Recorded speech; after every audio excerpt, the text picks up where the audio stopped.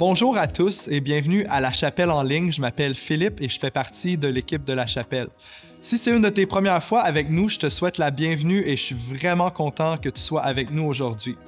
On poursuit notre série Réplica avec un message de pasteur Jasmin Pierre Bienvenu et on l'écoute ensemble puis on se retrouve après. Vraiment content d'être avec vous pour continuer cette thématique-là, Réplica. Et sans plus tarder, ce que j'aimerais faire, c'est que je vais lire un passage de la Bible et on va regarder ensemble qu'est-ce que ça voulait dire à cette époque-là, qu'est-ce que ça veut dire pour nous aujourd'hui, comment on peut l'appliquer. Et ensuite de ça, quelques temps après, les musiciens vont venir nous rejoindre puis on va terminer en chanson, en louant notre Dieu. Donc, est-ce qu'on peut se lever ensemble pour la lecture de la parole de Dieu? Et on va aller directement dans l'Évangile de Luc. Et on va regarder au chapitre 19. On a une belle histoire qui nous est racontée. On va regarder ça. Qu'est-ce que ça nous dit? Jésus entra dans la ville de Jéricho et la traversa. Or, il y avait là un homme nommé Zachée. Il était chef des collecteurs d'impôts et riche. Il cherchait à voir qui était Jésus, mais il ne le pouvait pas à cause de la foule, car il était petit. Alors, il courut en avant et grimpa sur un sycomore pour voir Jésus qui devait passer par là. Lorsque Jésus fut parvenu à cet endroit, il leva les yeux et l'interpella. « Zachée, dépêche-toi de descendre, car c'est chez toi que je dois aller loger aujourd'hui. » Zachée se dépêcha de descendre et reçut Jésus avec joie.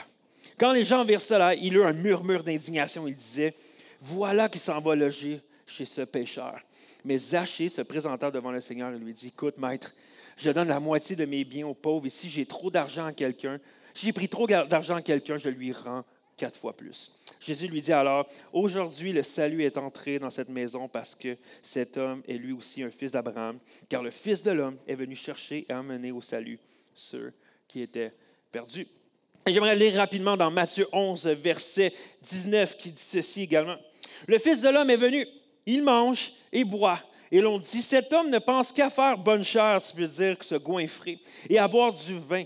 Il est l'ami des collecteurs d'impôts et des pécheurs notoires. Et cependant, la sagesse de Dieu se fait reconnaître comme telle par des œuvres qu'elle accomplit.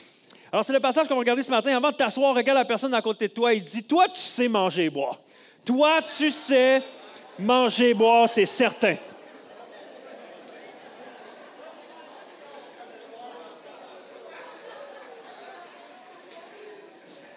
S'il y a quelque chose ce matin qui nous représente chacun d'entre nous, c'est je pense que tout le monde ici sait boire et manger. Amen? Yes! Et comme j'ai dit, on est dans une série qui s'appelle Réplica. Et Réplica qui est un autre mot qu'on a mis à l'interne qui est synonyme de disciple. Et dans les derniers mois, l'équipe pastorale s'est rassemblée ensemble pour regarder d'une manière simple une définition de qu'est-ce que c'est un disciple. Et si vous avez été là depuis les dernières semaines, vous savez qu'est-ce que c'est un disciple et on va le dire ensemble, d'accord? Donc, un disciple, c'est quelqu'un qui s'engage à être avec Jésus pour devenir comme Jésus afin de faire ce que Jésus faisait. Et à ce moment-là, alors qu'on accomplit ces trois choses-là, et que c'est accompli en nous, on devient alors un réplica de Jésus. Réplica qui veut dire en d'autres mots une réplique, une copie de Jésus. Et c'est ça un disciple. Quelqu'un qui est une copie de Jésus. Et dans les dernières semaines, au travers les excellentes prédications de pasteur David, on a vu ensemble c'est quoi être avec Jésus, c'est quoi devenir comme Jésus. Et aujourd'hui, on va regarder à faire ce que Jésus faisait. Qu'est-ce que ça veut dire de faire ce que Jésus faisait? Et avant de se lancer dans faire, j'aimerais apporter une petite annotation. Okay? Il faut premièrement apprendre à être avec Jésus, pour qu'on devienne tranquillement comme lui dans notre caractère, pour que par la suite, ça nous pousse à faire comme Jésus faisait. Parce que si tu essaies de faire comme Jésus sans être avec Jésus, tu n'y arriveras pas. Tu n'y arriveras pas. En fait, ça va demander tellement de force que tu ne seras pas capable de l'accomplir par tes propres forces. C'est comme si je décidais ce matin de me lever et de dire, bon, ça fait pas mal 1 an que je ne m'entraîne pas, je suis pas mal sur mon divan souvent, mais je vais aller faire le 42 km du marathon. Et pour vrai, c'est sûr que je vais manquer la cible. C'est sûr qu'à force de courir, je vais m'affaiblir et par mes propres forces, je ne serai pas capable parce que je ne me serai pas entraîné. Et la même chose dans la vie de disciple. Si tu ne t'entraînes pas, tu ne pratiques pas et tu n'apprends pas à être avec Jésus pour après ça avoir des pratiques transformatrices et devenir comme Jésus, bien rapidement, si tu essaies de faire ce que Jésus faisait, tu ne vas pas y arriver. tu seras vite à bout de tes forces. Et c'est pour ça qu'il faut premièrement être avec Jésus. Ceci dit, nous sommes appelés à faire comme Jésus. Et la question qu'on peut se poser, c'est qu'est-ce que Jésus faisait et qu'il nous demande de faire en retour? Allons lire Matthieu 28, versets 18 à 20, qui dit ceci. Jésus s'approcha et leur dit à ses disciples, il a dit, « Tout pouvoir m'a été donné dans le ciel et sur la terre. Allez donc, faites de toutes des nations des disciples et baptisez-les au nom du Père, du Fils et du Saint-Esprit et enseignez-leur à mettre en pratique, j'aime le côté pratique qu'on a vu la semaine dernière, tout ce que je vous ai prescrit. Et moi, je suis avec vous tous les jours jusqu'à la fin du monde. » Si on est honnête aujourd'hui, le fait de faire des disciples, ça comprend annoncer Jésus, parler de Jésus, annoncer la bonne nouvelle, témoigner de Jésus aux gens autour de nous. Et ce qu'on appelle, en fait, il y a un mot qu'on utilise dans l'Église, un mot que je déteste, qui est évangélisation. Oh, peut-être que j'ai dit ça, là, puis tout d'un coup, ton déjeuner, il remontait un peu ici. T'es comme, l'évangélisation. On dirait que c'est un mot pas le fun, puis on n'aime pas ça, se faire parler d'évangélisation, puis on n'aime pas la connotation que ça a, et même dans la société. Mais si tu es comme moi, et quand tu entends le mot d'évangélisation, il y a des images comme ça qui viennent en tête. Voici les images qui viennent en tête. Je ne sais pas si ça vous est déjà arrivé d'être au centre-ville de Montréal, par exemple, d'être sur la rue Sainte-Catherine, Saint-Denis, Saint-Laurent, peu importe, et que vous croisez des gens qui ont comme un dossard avec un organisme dessus et un pad, et leur but, c'est de rassembler des noms, pour une pétition ou quelque chose. Donc là, tu marches dans la rue et tu t'arrêtes, tu fais comme, hey, t'aurais-tu juste une minute juste partager quelque chose? Soit tu es comme, ouais, pas de trouble, tu fais être gentil, comme un bon chrétien. Et là, tu écoutes, et tout d'un coup, ils t'absorbent pendant 30 minutes à essayer de te convaincre de leur projet, puis que là, tu dois vraiment mettre ta signature sur ce papier-là parce que ça va transformer l'univers entier. Puis là, c'est vraiment important. Puis là, ils te rendent captif. Puis là, tu fais comme, non, je ne suis pas trop intéressé. Non, mais attends un peu, laisse-moi t'expliquer comme il faut. Puis là, ils ne te lâchent pas. Là, tu es comme, Puis là, tu te sens pris, tu te sens comme, voyons, tu voles de mon temps, tu sais. Et si tu es comme moi, tu développes un truc. Moi, maintenant, je les vois de loin, là, ces personnes-là. Je les vois avec leur dossard et leur pad. Et je ne sais pas s'il y en a qui font comme moi, mais tu t'inventes une conversation au téléphone. Il y en a qui ont déjà fait ça. Tu prends ton téléphone cellulaire, puis tout d'un coup, tu as une conversation imaginaire. Ouais, je comprends. Non, je suis avec toi. Ouais, super. Hey, on se revoit ce midi. Puis là, tu inventes parce que tu te dis, je ne veux pas être arrêté. Ça ne me tente pas d'être obligé d'être 30 minutes à écouter son histoire. Ou peut-être que, comme moi, ça t'est déjà arrivé. Tu te sens comme quand quelqu'un veut t'embarquer dans quelque chose de pyramidal. Moi, ça m'est déjà arrivé, il t'invite à souper. Hey, t'aimerais ça venir souper, je veux t'inviter à la maison. Puis t'es comme, ben oui, merci, super. Tu t'invites à la maison, puis ça fait 30 minutes que t'es à table, tu te retrouves avec un pamphlet, puis une présentation PowerPoint.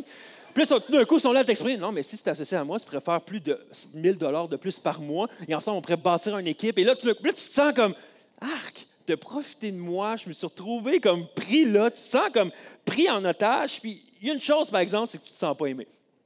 Tu te sens vraiment pas aimé, tu te sens utilisé. Mais je pense que plusieurs d'entre nous, lorsqu'on entend le mot évangélisation, c'est ça qui nous vient en tête. On a l'impression de faire subir ça aux gens, de leur témoigner, de leur parler de quelque chose qu'ils ne veulent pas entendre et qu'ils soient pris en otage. Donc, la question qu'on peut se poser, comment faire pour inviter des gens, des personnes à suivre Jésus dans une époque séculière? À une époque où que personne ne veut entendre parler de Jésus.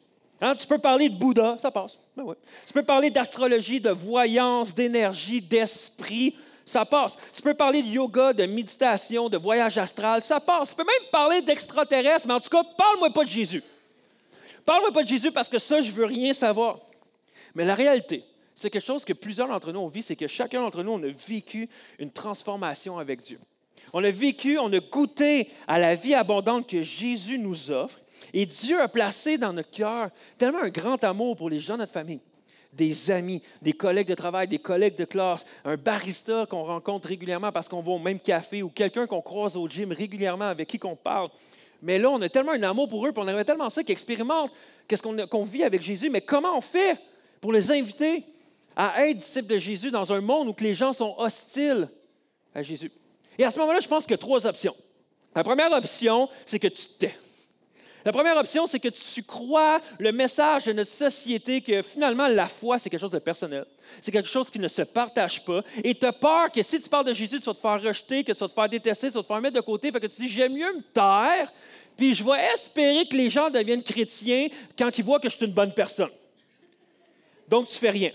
La deuxième option, c'est, tu dis, bon, OK, il faut que je parle de Jésus, mais on dirait que des fois, tu sais, Jésus est un peu radical, tu sais, fait que, on va essayer d'éditer, on va essayer de changer des trucs dans l'Évangile, un genre de christianisme 2.0, et que je me dis, bon, il y a des trucs qui pourraient choquer, je les enlève, puis là, tout d'un coup, si tu parles d'un Jésus bonbon, qui ne déplaît pas, qui ne challenge pas, qui est comme qui t'aime tel que t'es, donc il suffit juste que tu l'aies dans ton cœur, puis tout est beau, tu sais, et t'es croyant. Et là, tout d'un coup, tu fais comme, OK, c'est ça la vie chrétienne, c'est ça l'Évangile, puis comme, ah!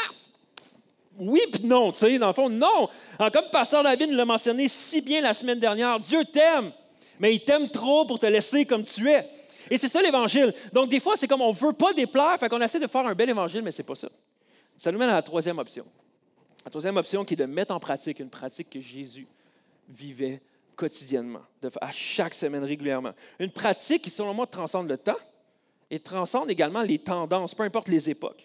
Puis pour annoncer l'Évangile, Jésus avait pas mal deux options qu'on voit dans la Bible et que selon moi, on peut pratiquer encore. Donc si Jésus avait à nous démontrer une technique d'évangélisation, ce serait premièrement, si tu as des gens autour de toi, okay, qui sont intéressés par Jésus, par Dieu, peut-être qui ont déjà connu Dieu, ils se sont détournés tranquillement, mais ils ne sont pas hostiles. Ils ont un intérêt, ils ont quelque chose à l'intérieur d'eux qui fait comme « je serais curieux de t'entendre parler de Jésus ». Donc Jésus dirait « OK, rassemble chacune de ces personnes-là ensemble, tiens-toi debout devant eux et prêche l'Évangile ». Mais la deuxième option, c'est si tu tiens avec des gens qui sont réfractaires à la Bible, à la religion. Chaque fois que tu parles de religion, de foi ou quelque chose, ils sont très réfractaires. Des gens qui sont dans la marge, les gens qui sont plus mis de côté souvent, les gens qui sont blessés, les gens qui ont été blessés par l'Église, qui ont été blessés par des chrétiens, des autorités religieuses, des gens qui ont juste vécu tellement une vie difficile qu'il faut vraiment prendre le temps de connecter avec eux. La meilleure option que Jésus nous dirait, c'est « ouvre ta maison. Ouvre ta maison. » Puis si tu n'en as pas, ben, invite-toi chez eux. Mais sinon, invite-la à la maison, puis prends un bon repas. Prends un bon repas avec cette personne-là. Rouvre une bonne bouteille de vin si vous êtes les deux à l'aise avec ça. Puis s'il n'y a plus de vin parce que vous l'avez bu, demande de l'eau, puis fais un miracle.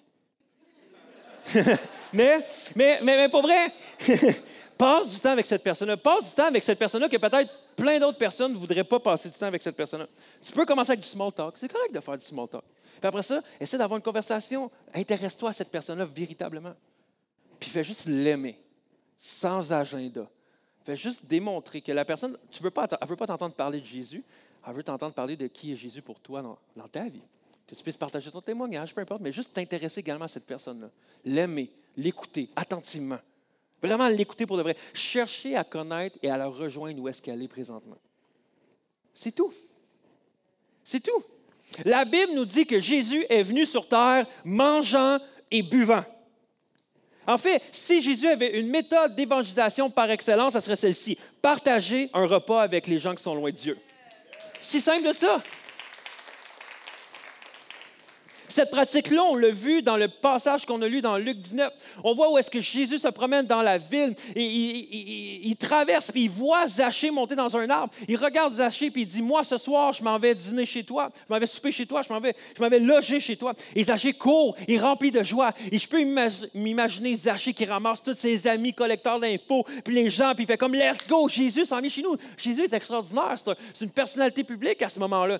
Donc, il reçoit Jésus chez lui. Malheureusement, on ne connaît pas la conversation qu'il y a eu. J'aimerais ça savoir, moi, qu'est-ce que Jésus a dit, tu sais. Mais finalement, ça nous dit que Zachée a tellement été transformé par le moment qu'il a passé avec Jésus, qu'il a vécu une repentance. Ça s'appelle un changement de comportement. Il a décidé de changer de style de vie complètement. Il a dit, OK, je vais arrêter de voler. Et si j'ai volé des choses, je vais les remettre aux gens chez qui j'ai volé. Puis s'il y a des gens que j'ai pris beaucoup trop d'argent, je vais leur mettre le quadruple de ce que je leur ai donné. Et ça nous dit à ce moment-là que Jésus a dit, le salut est venu dans cette maison-là. Le royaume de Dieu a atteint cette maison-là. Mais la réalité, c'est que plusieurs d'entre nous, on connaît cette histoire-là de Zachée. On a entendu peut-être que si vous avez moindrement grandi dans l'Église, quoi que ce soit, vous êtes allé dans des classes d'enfants lorsque vous étiez jeune. On a raconté cette histoire-là de Zachée, puis on dirait qu'on ne sait plus trop c'est quoi la morale de cette histoire-là. On finit par croire que dans le fond, c'est juste Jésus qui aime les petites personnes. On est comme, OK, c'est cool comme histoire, mais pour vrai, cette histoire-là, pour l'audience à ce moment-là qui lit ce passage-là, ou même à cette époque-là, quand les gens qui ont été témoins de ça, c'est complètement scandaleux. Qu'est-ce qui se passe à ce moment-là? C'est dangereux, c'est dérangeant, et les personnes étaient scandalisées. Ça nous dit que les gens murmuraient, puis étaient comme, comment Jésus, cet homme de Dieu-là, ce rabbin-là, peut se retrouver à aller manger avec ce gars-là? C'est impossible. Puis je veux vous mettre en contexte pourquoi c'est scandaleux.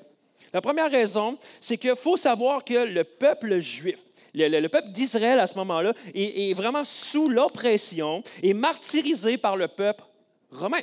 Okay? Donc, le peuple romain, c'est là pour les contrôler, les martyriser et également leur prendre leur argent. Donc, ils ont mis une taxe pour enrichir Rome et pour tout financer leur armée et tout ce qui se passe. Et qu'est-ce qu'ils faisaient? C'est que Rome engageait des gens locaux, des Juifs, pour qu'ils deviennent des collecteurs d'impôts pour Rome. Donc, ils engageaient des gens locaux qui, à ce moment-là, eux, choisissaient délibérément de renier leur famille, de renier leur tradition, leur culture, leur peuple, pour devenir au service de Rome. Puis ça nous dit que les collecteurs d'impôts, c'était les pires voleurs de la société à ce moment-là. Parce que les collecteurs d'impôts pouvaient percevoir le pourcentage qu'ils voulaient. Donc souvent, Rome avait un pourcentage et eux décidaient d'ajouter par-dessus pour s'en mettre dans les poches. Donc c'est les plus grands voleurs. Donc je donne un exemple. Par exemple, imaginons qu'on a Pierre qui revient de la pêche et que là, il revient avec ses poissons, tout ça. Et sur le bord de la route, tu as un kiosque où est-ce que Zachée se tient en tant que collecteur d'impôts. Ou imaginez même le disciple Matthieu. Matthieu est un collecteur d'impôts également. Imaginez qu'il est là avec son kiosque et Pierre n'a pas le choix d'arrêter au kiosque. Et Zachée qui le regarde puis il dit « OK, bien, je vais être obligé de te taxer, de prendre l'impôt sur tout ce que tu as te taxer. » Donc, et à ce moment-là, la taxe de Rome pouvait monter jusqu'à 50 %. Imaginez, tu reviens avec tes choses, il doit te taxer 50 %. Mais après ça, le collecteur d'impôts pouvait ajouter là-dessus. Donc, imaginez Zachée qui fait comme « Hey, salut Pierre, fait qu'aujourd'hui pour toi, je vais te prendre 70 % de ta récolte. » Puis imaginez, si Pierre se révolte, fait comme « Quoi? Tu me prends 70 %, c'est du vol, qu'est-ce que tu fais là, tout ça? » Zachée pourrait faire « OK, t'es fâché? Parfait. Pour aujourd'hui, pour toi, ça va être 80 % Et il ne pouvait pas rien faire parce que derrière Zachée, derrière le collecteur d'impôts, qui y a? Les soldats romains. Donc, si la personne refuse de donner l'impôt ou les taxes, à ce moment-là, mais ils te traînent et ils t'amènent en prison. Donc, soit tu donnes ou tu t'en vas en prison. Donc, c'était du vol continuellement. Donc, ils prennent, puis le collecteur d'impôts s'en met dans les poches également. Donc, vous pouvez comprendre à quel point les collecteurs d'impôts étaient détestés à cette époque-là. Donc, dans la société à cette époque-là, les personnes dans le plus bas échelon moral et social, tu avais le collecteur d'impôts et les prostituées. Et avec qui Jésus mange régulièrement dans la Bible? Les collecteurs d'impôts puis les prostituées.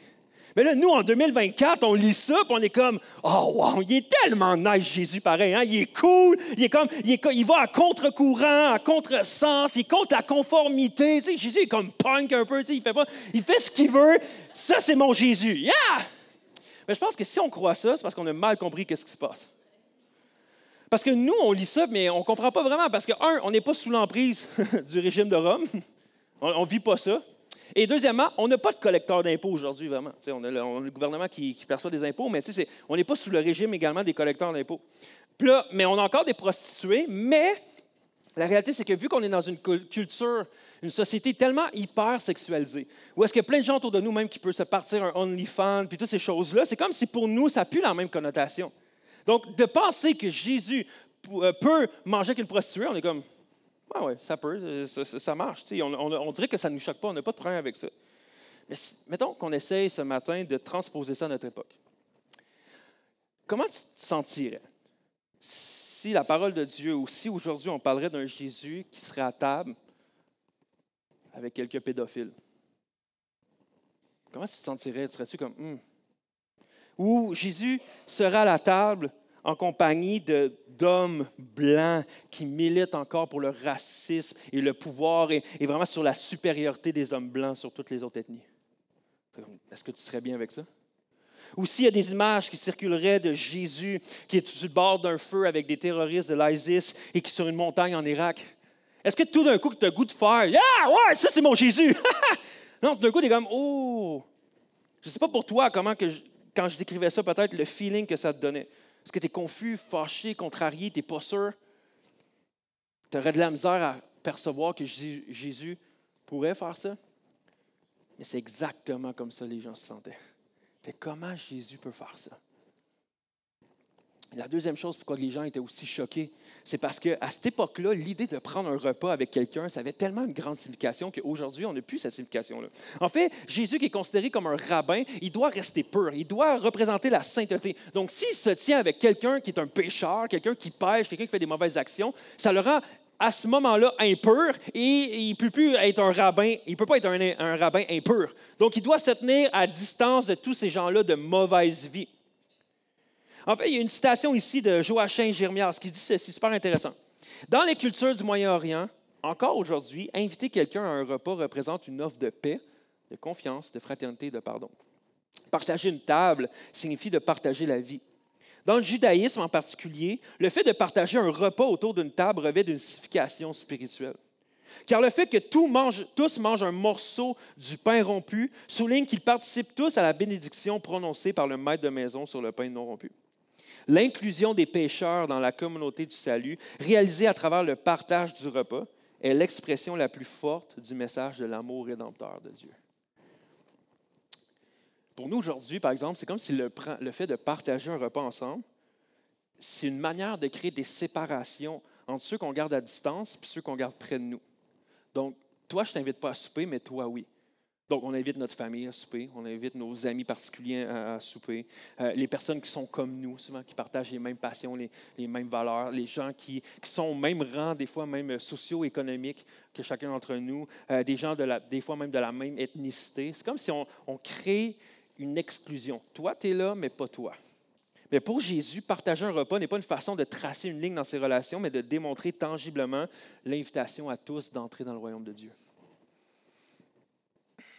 Maintenant, au travers de la Bible entière, on voit l'idée de manger et boire, et même au travers du Nouveau Testament. Le Nouveau Testament, en fait, va parler de manger et boire avec le mot hospitalité.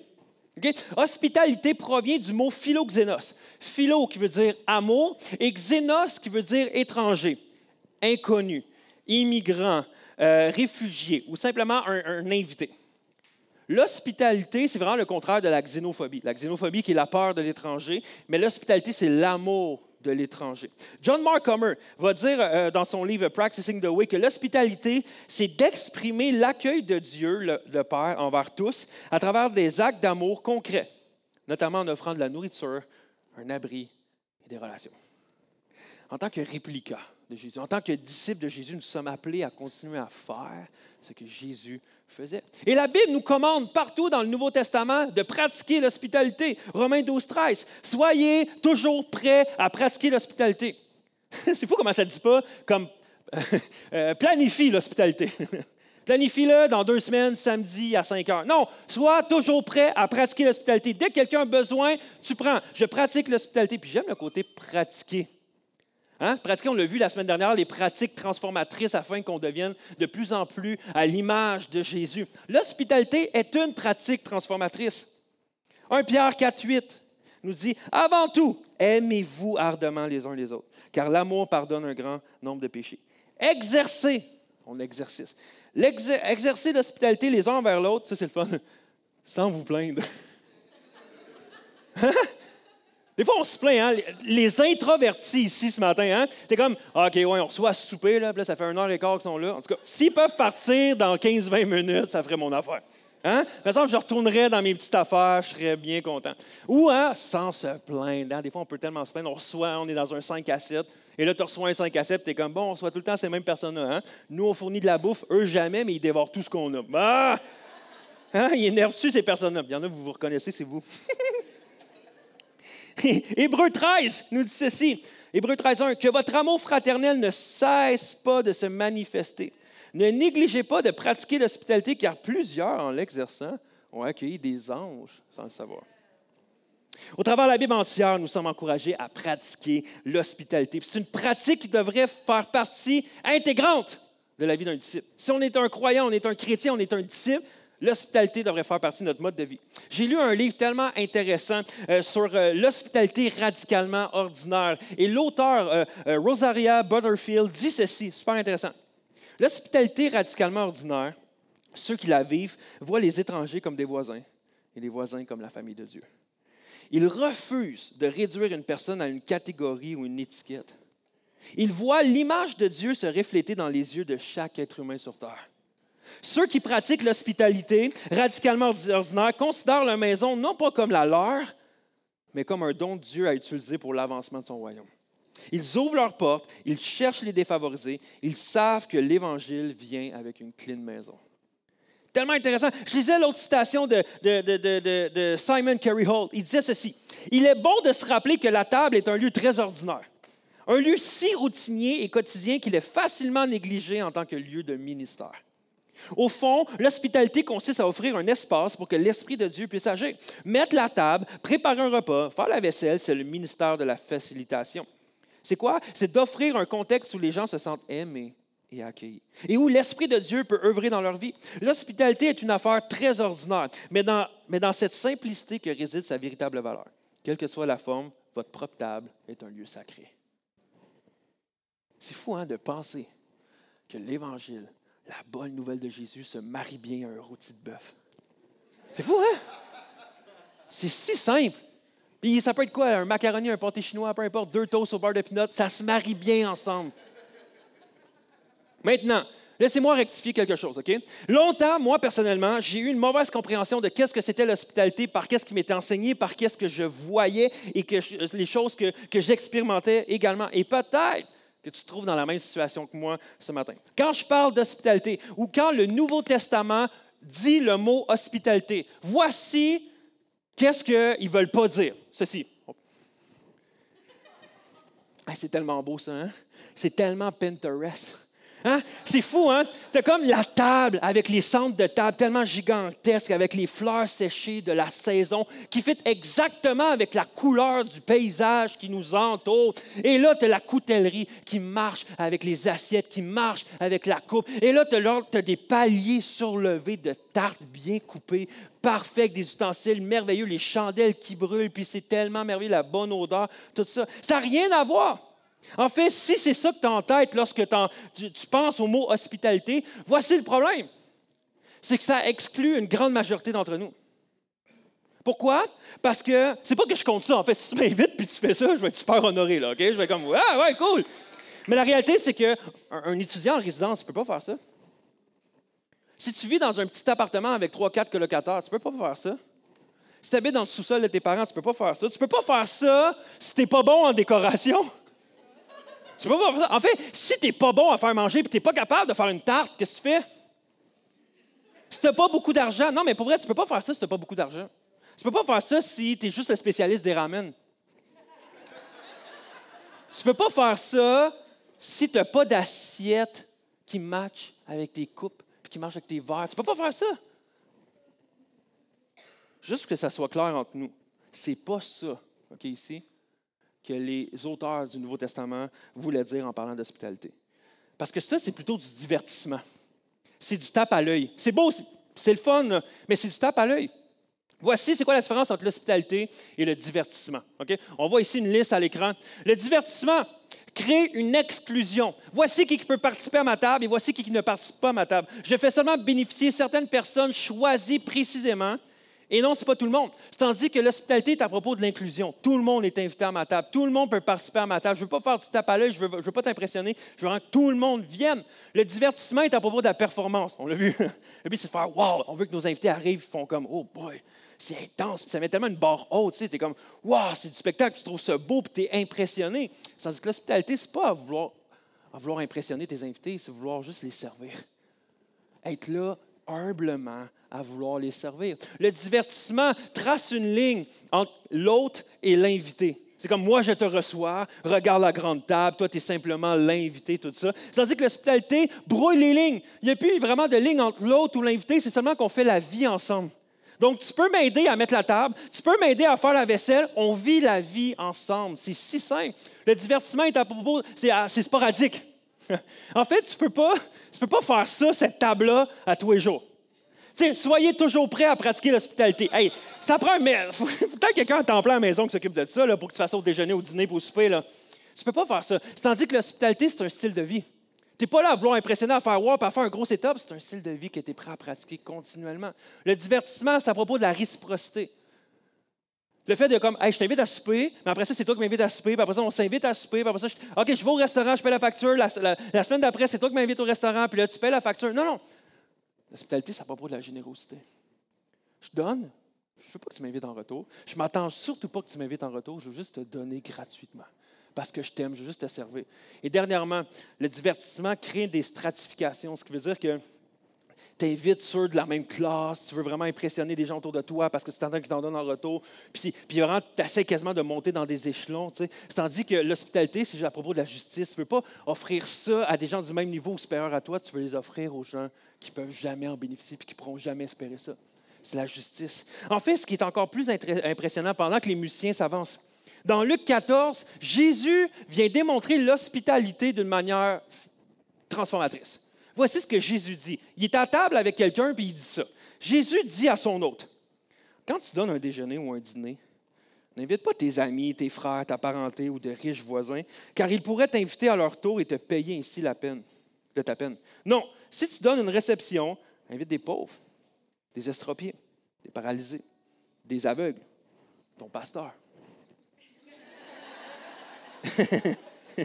Non, mais il dit, si tu fais cela, tu seras très heureux. Précisément parce que ces gens-là n'ont pas la possibilité de te rendre l'appareil.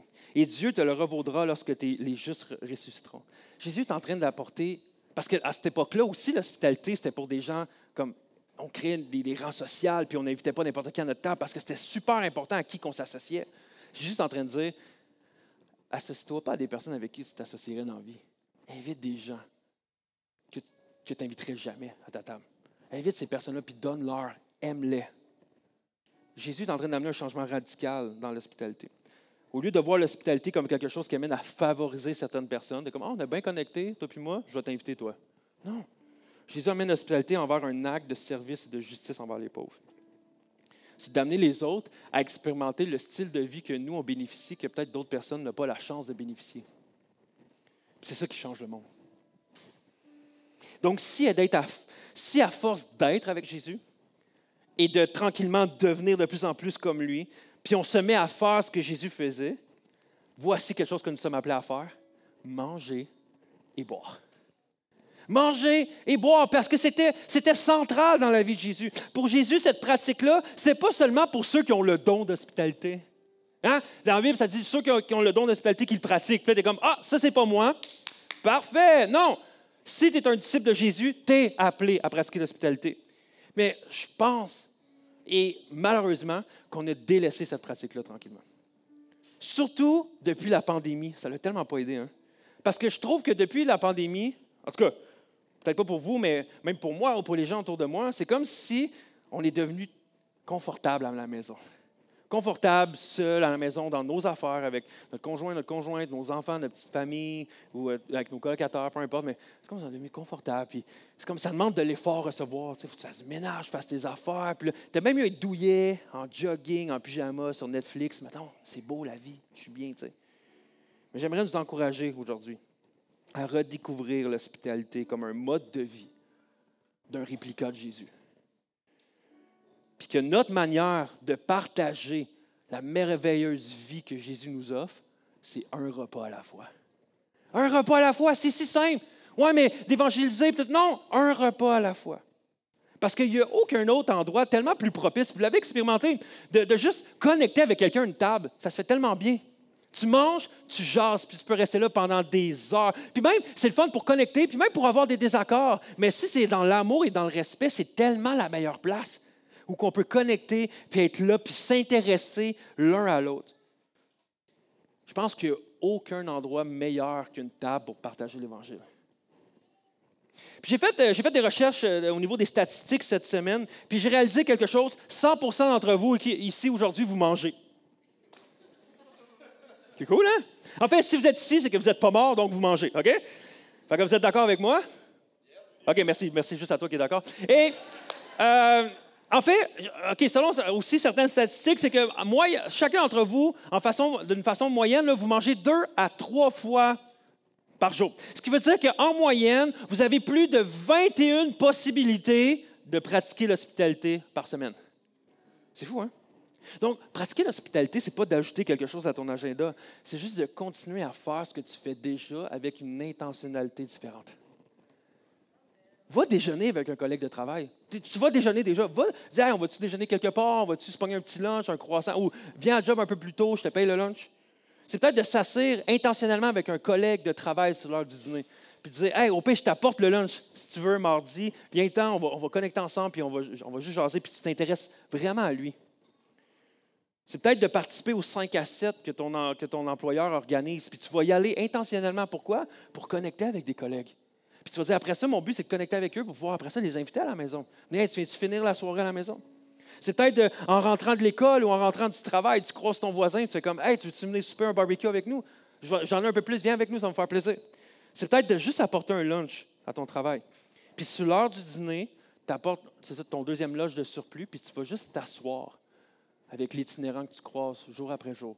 Puis tu apportes le lunch, puis tu fais juste, hey, on va ça ensemble. Juste de connecter avec cette personne-là. Tu n'as pas besoin d'ajouter quelque chose à ton agenda. Tu as juste besoin de le faire avec une intentionnalité différente. Soyons de ceux également que leur porte n'est jamais barrée. Que les gens savent que chez toi, ils se sentent à la maison. Puis tout le monde peut faire ça. Tout le monde. Chacun d'entre nous peut pratiquer l'hospitalité. Mais Dieu sait qu'on se met des excuses pour ne pas le faire. Moi, je me suis mis tellement d'excuses pour ne pas le faire. Puis je vais vous donner une liste d'excuses que moi, sûrement, je les ai toutes dites pour ne pas pratiquer l'hospitalité. Premièrement, je n'ai pas de maison. Ben oui, mais j'ai juste un appartement, j'ai pas de maison. Mauvaise raison. Mon appartement est trop petit. Mauvaise raison. J'habite en résidence ou en colocation. Pas grave, dis à tes colocs, va prendre une marche, puis moi, je vais inviter quelqu'un à manger. Je suis pas bon pour cuisiner. Mauvaise raison. Je suis pas extraverti. Je suis pas bon pour alimenter des discussions. Je dois m'occuper des enfants, ils se couchent tôt, c'est un peu problématique. Surtout quand j'arrive des coucher, je dois quasiment en exorciser un tellement pour qu'ils dorment. Là, fait que j'aime mieux pas inviter personne. J'ai honte de ma déco. C'est pas beau chez nous. On croit que l'hospitalité, c'est peut-être même réservé juste aux femmes. Non! Les hommes aussi, on est appelés à pratiquer l'hospitalité. Moi, j'ai un ami, il s'appelle Francis, OK? C'est un de mes meilleurs amis. Puis il m'invite souvent à manger. Mais je le sais, à chaque fois qu'il m'invite à manger, il m'offre un steak avec rien d'autre. C'est tout le temps ça. Il est content. Il fait comme, man, je t'invite à manger du steak. Moi, je suis comme, all right, on va manger du steak. Il me donne du steak. Il n'y a rien d'autre, mais il est content. Puis il le fait. Je le sais. Il m'invite à manger, je suis content. On mange du steak, on est des mâles. Mais la majorité de nos excuses qu'on se donne, c'est juste des mauvaises excuses. Ouais, mais c'est le bordel chez nous. Fais le ménage. Non, mais pour vrai. Ouais, mais je sais pas comment cuisiner, je suis pas bon. Hey, t'as le Wi-Fi? Ouais. Tu sais comment aller sur Google? Ouais. Marc, recette facile. Ah non, mais fais comme moi. Moi, j'ai invité un couple de la chapelle hier à souper à la maison. Puis quand tu sais pas quoi faire manger, tu sais pas si ça va être bon. Moi, j'ai fait de la pizza maison. Fait que j'ai fait, je leur ai mis des croûtes, j'ai dit arrangez-vous avec le reste. Fait que là, on avait des légumes, fait que c'est eux autres qui font leur propre pizza. C'est malade, tu les invites à manger, tu fais même pas manger, puis eux autres sont satisfaits. Hey, c'était vraiment bon. C'est toi qui l'as cuisiné, c'est malade. C'est simple.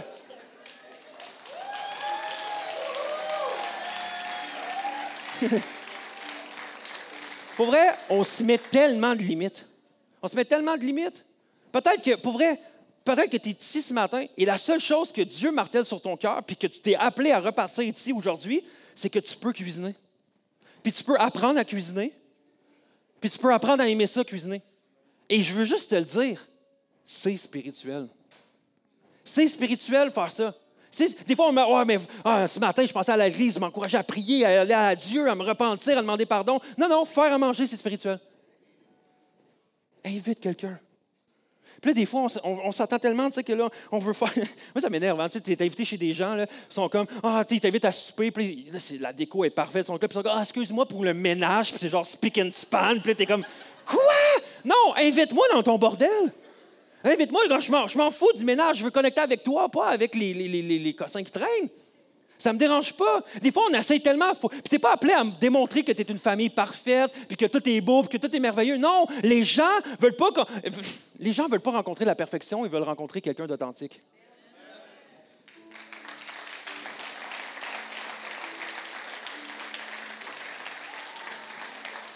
Les gens veulent voir c'est quoi une vraie personne qui a Jésus dans sa vie. Puis des fois, c'est le chaos. Des fois, c'est le bordel. Des fois, j'ai pas réussi à faire mon lavage. Des fois, mes enfants, ça court partout, ça se blesse, ça crie, ça chigne, ils sont pas couchables. Bienvenue dans ma vie. Mais j'aime Jésus. Puis laisse-moi te partager qu'est-ce que Jésus fait dans ma vie, puis comment je réussis avec grâce, avec amour, puis que je ne perds pas patience. Puis des fois, peut-être, je demande pardon, puis j'ai une bonne relation avec mes enfants. Puis tu démontres à ces personnes-là, c'est quoi être un chrétien simplement. Ouais, mais je ne connais pas la Bible, puis j'ai pas fait de. Moi, j'ai peur que les gens me posent des questions sur la Bible. J'ai peur que j'ai pas fait de bac en théologie, je connais pas ma Bible par cœur. Non, mais arrête. Tu n'es pas appelé à asseoir quelqu'un à sa table et dire, viens, on va parler de la Bible, on va faire une étude biblique dans 1 Jean. Non! Tu es appelé à l'inviter, à l'écouter, à l'aimer. Puis à t'intéresser à cette personne-là. Puis peut-être qu'il y a certains trucs dans la Bible que vous allez être en désaccord. La seule chose que la personne ne peut pas être en désaccord, c'est ton témoignage. Comment Jésus te transforme, comment Jésus te parle, les guérisons, les transformations qu'il a fait dans ta vie. Tu as juste besoin de partager ça, puis après ça, juste d'être impressionné de ce que Jésus fait dans la vie de l'autre. Être un réplica, être un disciple, c'est premièrement d'aimer Jésus. C'est ce que tu es sans flafla, sans confetti. Arrêtons d'essayer d'avoir l'air de bons chrétiens. Je suis un mauvais chrétien qui t'aime et qui t'offre un repas. Bienvenue dans ma vie. C'est correct. C'est correct, je fais de mon mieux, je chemine. On est là ensemble. Mais viens le vivre avec moi. Laisse les personnes entrer dans ta vie. Aime-les comme Jésus les aime. Sois généreux comme Jésus a été généreux envers toi. Cherche à connecter véritablement avec les gens qui t'entourent. Dieu a placé des gens dans ta vie que personne d'autre a la chance de connecter avec eux. Tu es peut-être le seul réplica de Jésus que ces personnes-là vont rencontrer. Fais juste les inviter à manger. Aime-les, rencontre-les, parle-leur, sois présent, écoute-les, sans agenda. Et pas un plan dans ta vie, dans ta soirée, là, comme mon but c'est de parler de ça, de ça. Non. Aime-les. Accueille-les. Puis ça va peut-être prendre plusieurs repas, plusieurs fois. C'est pas grave. Le but, c'est de les aimer, comme Jésus les aime. Puis peut-être que tu dis, ouais, mais je pense quand même que chez moi, c'est pas la bonne place pour inviter. C'est correct. Fais comme Jésus. Trouve ton Zachée, puis invite-toi chez eux. C'est simple. Je m'en vais souper chez toi, man. Est-ce qu'on peut se lever ensemble, la chapelle?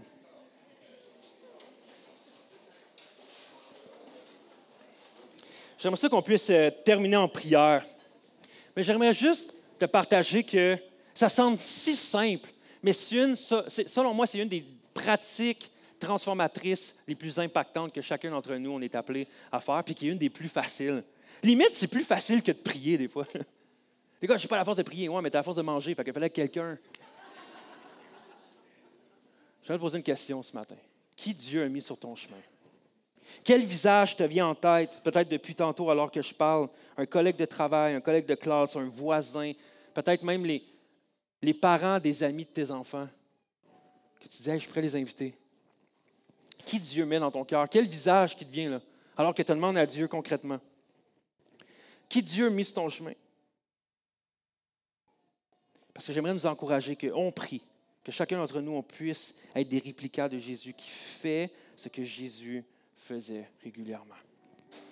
On aime, puis peut-être qu'on transforme notre espace de travail, notre école, notre voisinage, un repas à la fois, avec les gens autour de nous. On va prier ensemble. Père,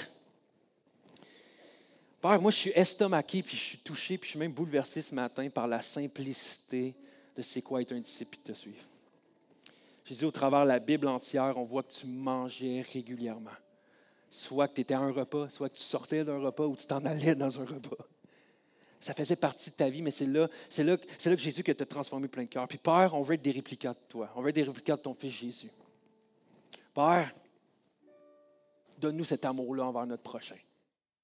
Dieu, donne-nous ce désir-là d'être humble, d'être généreux, d'être hospitalier, puis d'être prêt continuellement à inviter les gens autour de nous à juste venir manger avec nous, puis de faire la vie avec nous.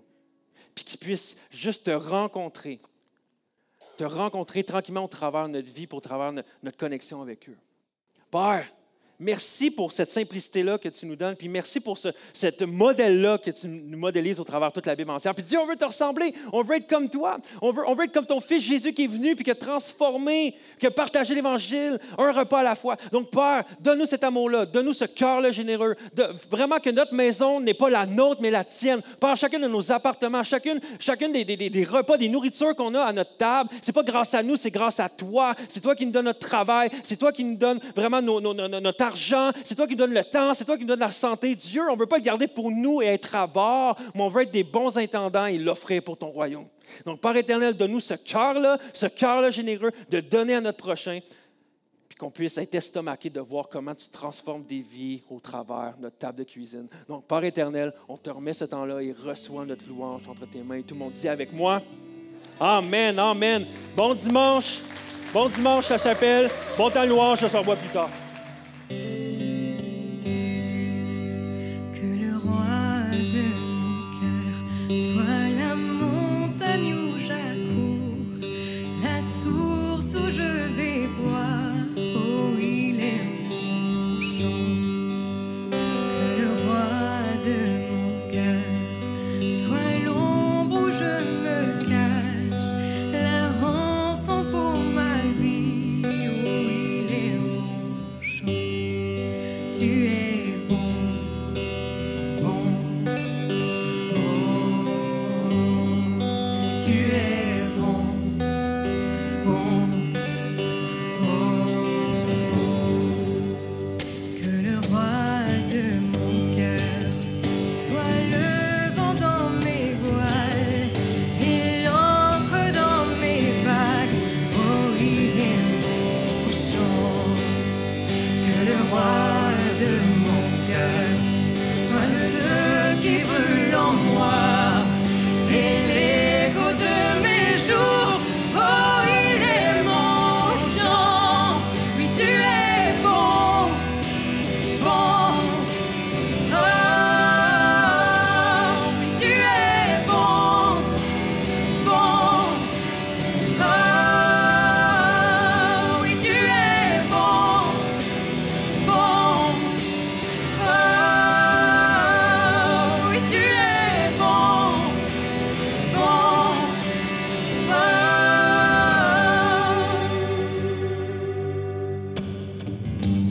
Tu ne me laisses pas tomber. Tu ne me laisses pas tomber.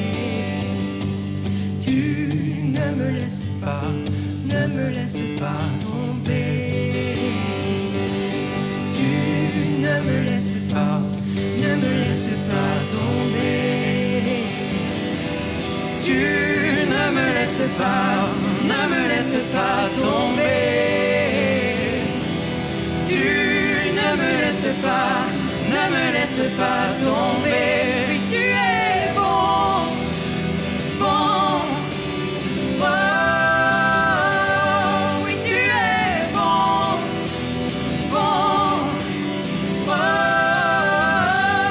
oui, tu es bon, bon, oh, oui, tu es bon, bon, oh.